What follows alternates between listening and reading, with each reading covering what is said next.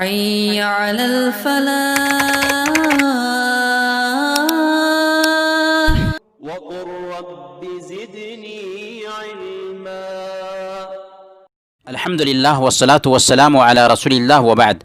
محترم بھائیو اور بہنوں، السلام علیکم ورحمۃ اللہ وبرکاتہ۔ عاشورہ کا روزہ بہت اہمیت کا حامل ہے۔ اللہ کے رسول صلی اللہ علیہ وسلم نے فرمایا کہ اس سے پچھلے ایک سال کے گناہ معاف ہو جاتے ہیں۔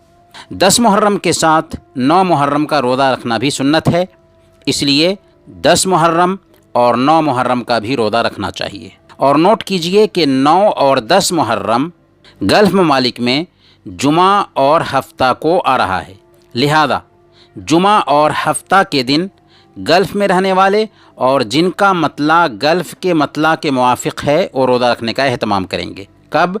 جمعہ اور ہفتہ کے دن، یعنی فرائیڈے اور سیٹرڈے کے دن، جبکہ بر صغیر ہند و پاک کے رہنے والے ہفتہ اور اتوار کے دن عاشورہ کا روزہ رکھیں گے۔ ایک اہم بات یہ ہے کہ یہ روزہ 9 اور 10 محرم کو ہی رکھنا چاہیے، 10 اور 11 محرم کو نہیں رکھنا چاہیے، کیونکہ 11 محرم کے بارے میں جو روایت آئی ہے وہ ضعیف ہے۔ اگر کوئی کسی وجہ سے 10 محرم کا ہی روزہ رکھ سکا تب بھی کوئی حرج نہیں۔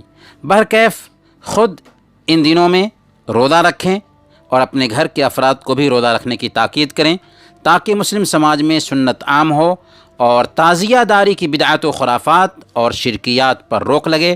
اللہ تعالی ہم سب کو اس کی توفیق عطا فرمائے، آمین یا رب العالمین۔